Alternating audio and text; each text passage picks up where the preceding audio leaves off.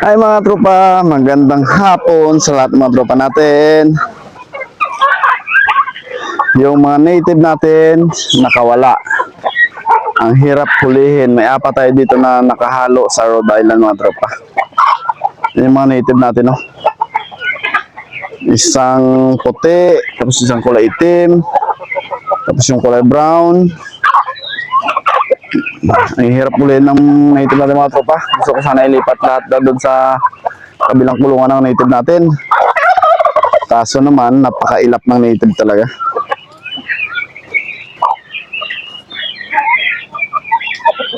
Dito muna ako nagpakain sa natin mga tropa. Hindi ko na nilagay sa kanilang pakainan. Yung pakainan nila nandun sa loob.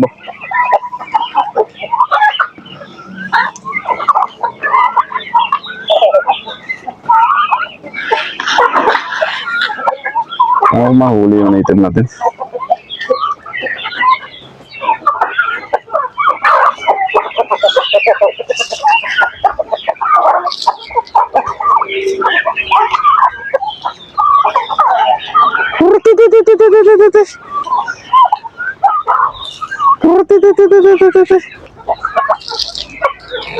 Grabe mga tropa, mahigit 2 linggo na hindi ako nakapaglinis dito sa aking manukan dahil busy kami sa project namin doon sa sa wine bar na ginagawa namin.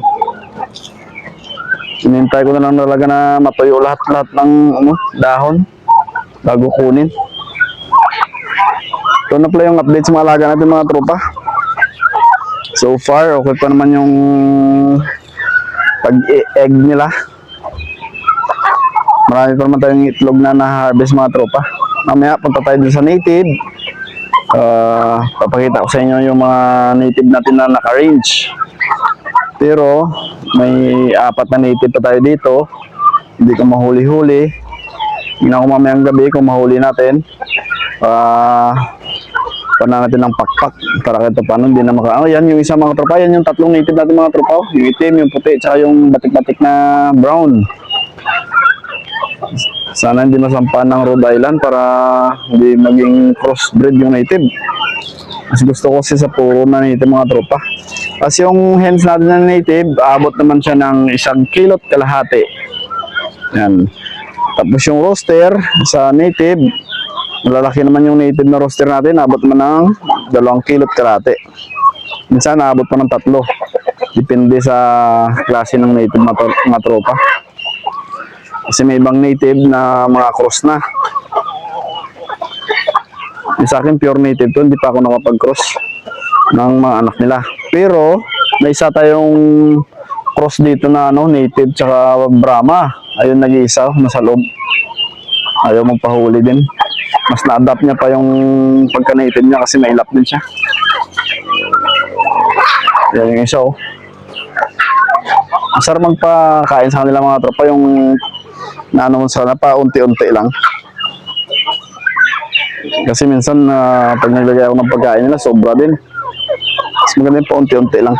Ganito rin yung gagawin ko mamaya sa mga native natin doon. Makainin ko sila dito na rin sa lapag. Unti-unti lang. Mas nakakaaliw pag unti-unti. Nakita mo yung mga alaga mo, pabo, Rhode Island. Yung isang native na yan, panay balik ko rin dito. May mga silky pala tayo dito mga tropa. Yung isa naglilimlim. Malapit na mapisa.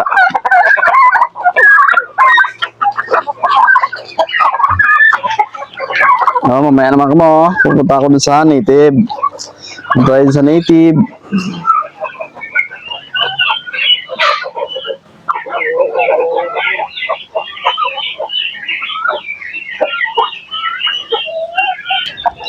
Ito na pala mga tropa, yung mga native natin. Ayan medyo madami-dami na rin mga tropa. Wala yung Brahma.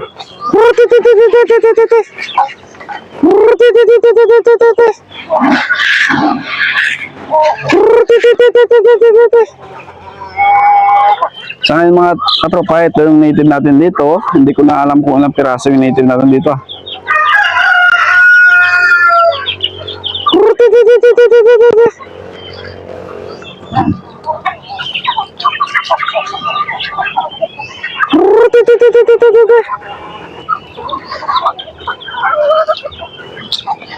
Ay, ito yung Brahma mga tropa, oh.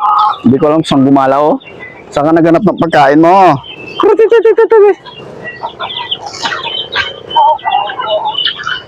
Ito yung nag-iisang Brahma natin mga tropa.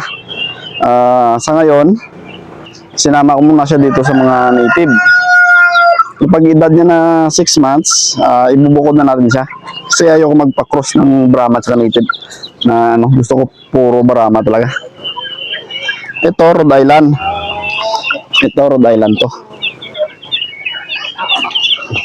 Bibigay ko to kay Daddy Pat.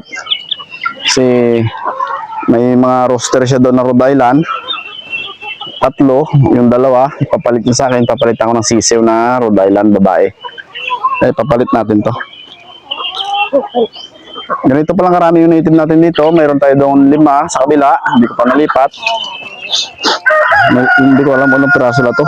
6, 3, 6, 7, 8, 9, 10, 11, 12, 13, 14, 15, 16, 17, 18, 19, 20, 25 piraso yung native natin lahat dito mga tropa. Kung hindi ako nagbibenta, siguro marami na. Marami tayong native. Kaso nagbibenta tayo mga tropa.